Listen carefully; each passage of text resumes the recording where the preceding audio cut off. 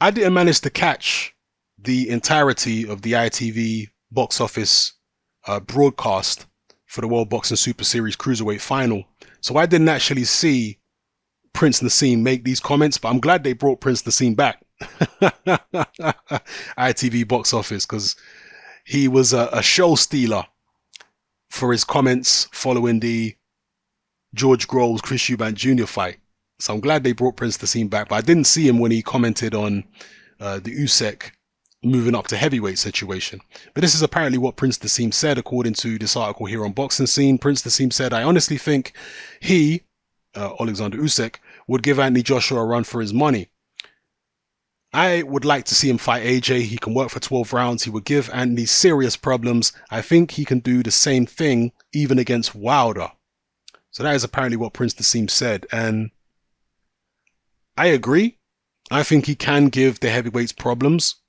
But would I pick him to beat a Deontay Wilder or an Anthony Joshua? Not right now.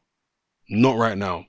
Perhaps once he's dipped his toe into the waters at heavyweight and beaten a few big guys who have some type of ability, then I might be more convinced that he could beat a Joshua or a Wilder. I certainly see him giving them both problems now, but I wouldn't go as far as picking him over either of them. Because yeah, you can do certain things against cruiserweights who are 6'3", 200, 210 pounds on the night. But against the 240-pound heavyweight who's 6'6", who outreaches you by a massive amount, who hits harder than anybody you've been in the ring with before, who is technically good like Joshua, or who is very fast and explosive and has incredible power like Deontay Wilder, it's a different ball game.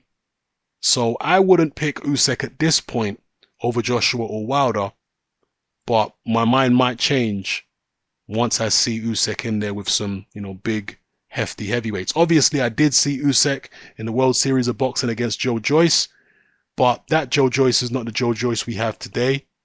And Joe Joyce is not as good as Wilder or Joshua anyway. So it's one thing doing that against Joyce in the World Series of Boxing, and a totally different thing entirely doing it against Joshua or Wilder over 12 rounds. So that's my take on that. And I have to talk about some people who have taken issue with me saying that Usyk should be considered one of the greatest cruiserweights of all time. It's between him and Holyfield now. Some people are saying it's premature to say that he is one of the greatest cruiserweights of all time. I don't see how it's premature. If it's premature, then tell me why it's premature to say that Usyk is one of the two greatest cruiserweights ever. What did any of the other cruiserweights achieve that Usyk didn't achieve? When you try to come to me and pull me up about something I've said, you better know what you're talking about. You better have some knowledge of boxing history. You better have some knowledge of the cruiserweight division if you're looking to pull me up, because I have knowledge on it. Try and tell me something which the other cruiserweights did that Oleksandr Usyk didn't do. He's 15-0 and he's undisputed cruiserweight champion. He's got all 4 belts. Now, even in the days when the WBO wasn't recognized as legitimate, Holyfield managed to get all 3 belts, okay? And I'm saying Holyfield is the only cruiserweight out there who you can make an argument for being a greater cruiserweight than Usyk. And I'm talking about as a cruiserweight. I'm not talking about what Holyfield did at heavyweight. I'm talking about what he did at cruiserweight. Go and look at the achievements of the previous cruiserweight champions, your Dwight Carwees and, David Hayes, Jean-Marc Mormex, and all them other people throughout the decades. The cruiserweight division isn't as old as the other divisions. Cruiserweight division only started up, when was it, in the 80s, the mid to late 80s? That's when they introduced the cruiserweight. Or was it the early 80s? I forget. It was definitely in the 80s anyway, when they introduced the cruiserweights. And obviously it wasn't all of the sanctioning bodies who introduced it at once. It was one of them, and then the others introduced it gradually, if memory serves me correct. But go and look at the resumes, go and look at the achievements of the other cruiserweight champions, and you'll find that there's nobody but Holyfield that could be argued achieved as much in as few fights as Oleksandr Usyk has. So I don't know where people are trying to go saying that Usyk is not up there with Holyfield as one of the greatest cruiserweights of all time. I don't get where people are going with it. I guess people have got their rose-tinted glasses super glued onto their faces if they're trying to say that Usyk cannot be in the argument as being one of the greatest cruiserweights ever. I don't get it. And also, there was someone who took issue with me saying that a truly great fighter can switch trainers and still be truly great. And some person who, once again, clearly hadn't thought through what they were about to say, they left a comment which was something like, "You're totally wrong about the trainers because Vladimir Klitschko and Lennox Lewis would never have been great if it wasn't for Manny Stewart." Well, once again, this individual clearly can't think their way out of a wet paper bag when they're trying to come at me and tell me I'm totally wrong about the trainer thing. And the example of Lewis and Klitschko proves it. Well, for one, I didn't say that every single, great fighter is going to be unaffected by a change of trainer. All right. But the broader thing that I'm trying to get across here is, if you were taught by a great trainer, you are not going to forget what that great trainer taught you overnight when you join a new trainer. Mike Tyson was with Customado, Teddy Atlas, and Kevin Rooney from the age of 13 all the way through to, what was he, 23 or 22? I think 23 when he fired Kevin Rooney. So he was with, let's just call it the Customado training team for 10 years. He had their way drilled into him for 10 years. If he was truly great, he would have taken what they taught him and been able to move on to another trainer and incorporate what they taught him. He wouldn't forget everything he learned from them overnight. He would still know what to do. The example of Lewis and Klitschko is a terrible example because Lewis and Klitschko had not been taught the right way prior to being with Manny Stewart. You see, if Lewis had started his career with Manny Stewart and gone through his first 20, 30 fights with Stewart and then left Stewart after that, he still would have continued to be a great fighter because he would have taken what Stewart had already taught him and built upon it. The problem with Lewis is that he started off with John Davenport, who was a decent enough trainer, but nothing special. Then he was with Pepe Correa, and Pepe Correa allowed Lewis to get into all kinds of bad habits because Lewis hadn't been taught by a top-level trainer as a professional. So he still had lots of flaws in his technique and in his style, and from a tactical point of view. So the first time he was with a top trainer was when he joined Manny Stewart after he got knocked out by Oliver McCall. Do you understand the difference? Tyson had been with the D'Amato people for 10 years from the age of 13. So when he changed trainer and, was with Aaron Snow and Jay Bright and Giacchetti, that shouldn't have had such a big effect on him. And my argument is it didn't. My argument is other things had an effect on Tyson. It wasn't so much who was training him. Tyson himself came out and said trainers are often just glorified cheerleaders, and that was actually a diss to Kevin Rooney when he said that. The inference being that he himself knows more than Rooney. There's even interviews with Tyson, old interviews, where he says, "I know just as much, if not more, than the trainer knows. The trainer's just here to remind me of stuff that I've forgotten. But I actually know more than him." If you're a truly great fighter, and Tyson was trained, as I say, for 10 years in the D'Amato training school, how did he forget all of what he learned after it? He didn't. The D'Amato style was a limited style that had a short shelf life. And Tyson, as a character, had a short shelf life. As Larry Holmes predicted when Tyson was still with Rooney, Tyson down the line is going to destroy himself, and that's exactly what happened. So the issue was Tyson's character, and the shelf life of the D'Amato style, not who was teaching Tyson.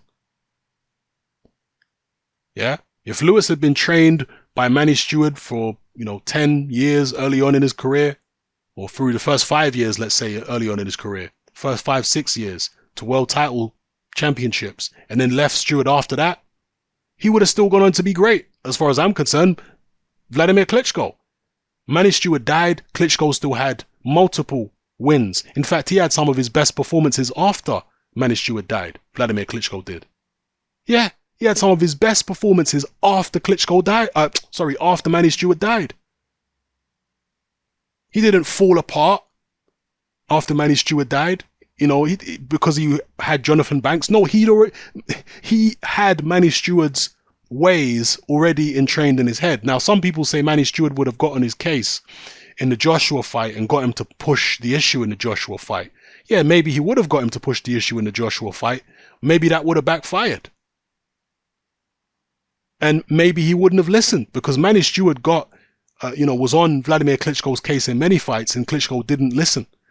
Famously, the Eddie Chambers fight, Manny Stewart was on Klitschko's case from quite early on in that fight, screaming at him to get Eddie Chambers out of there, really upset with him, and he wouldn't. And he's only in the 12th round when he decided to go for it. But that's the same in the Fury fight, isn't it? He went for it in the 12th round against Fury, just like he went for it in the 12th round against Chambers when Manny Stewart was still alive. Klitschko is a naturally cautious guy, whether Stewart's alive or not. Sometimes Stewart could push him just by screaming and swearing at him to go for a knockout in the 12th. But you look at the Pulev fight, where Klitschko was aggressive, where Klitschko did land big shots and drop his opponent and get his opponent out of there. Stewart wasn't in his corner for that fight. You see, Klitschko had got to the point where he'd learned enough that losing Manny Stewart didn't destroy him as a fighter. And this is what I was saying about Usyk. Now, some people are saying that Lomachenko's dad was actually in Usyk's corner. I'm not familiar with what Lomachenko's dad looks like. I don't pay enough attention to the faces of people in the corner. I've never seen interview of Lomachenko's dad, so forgive me for not recognizing him instantly in a cap. But I did recognize Russ Anbar. Okay, so apparently there's some kind of weird situation going on with Usyk and Lomachenko's dad, where he is still trained with him, and maybe they had some kind of rift and they've made up, and I don't know what's going on there. But my point being, Usyk can switch from trainer to trainer and he's still going to be great. You're not going to put this guy with, Freddie Roach or whoever, and he's going to turn into a crap fighter overnight. He's not going to. He's got too much sense. He's learned too much to turn into a crap fighter. To turn into a run-of-the-mill champion. He knows too much. Usyk will go to certain trainers and they'll show him certain things, and he'll be like, you know what? Nah, I'm not comfortable doing that. That's not going to work. He'll try it out in sparring and say, actually, that's causing me to be more vulnerable. I'm getting hit more. That's the mind of a great fighter. He's not going to have someone teach him something that is not beneficial. The great fighters are smart enough to know what their strengths and weaknesses are, what can work and won't work for them. They've been taught the right way from the beginning, as Usyk has. And so, unless you're adding something to his game, he's not interested in working with you. Because he knows what does work and what don't work for him in a general sense. Okay? So this is why, as I say, if you are a truly great fighter, like a Mayweather, you can switch between your Uncle Roger and your dad, or whoever else you want to switch between. And when you watch Mayweather fights, they're not really saying much to him in the corner. Because Floyd knows what to do. And I'm telling you, guys like Usyk, truly great fighters, when they've been taught by a top level trainer in the first place, they can switch to other trainers later on in their career and still be great. Sugar Ray Leonard, he switched trainers. He switched from Angelo Dundee. Evander Holyfield, he switched trainers. He still went on to be great. So, anyway, let me stop rambling about that. But people really should come correct. If you're going to pull me up and say, you're wrong about this and you're wrong about that, You better come correct. You better know what you're talking about. You better think through what you're saying before you say it.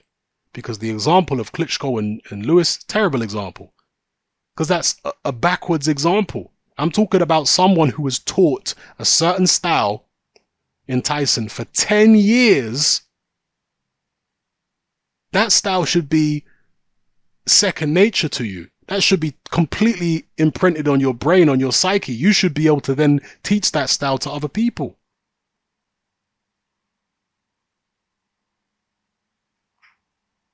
Your ability as an elite great fighter shouldn't evaporate once you leave Kevin Rooney.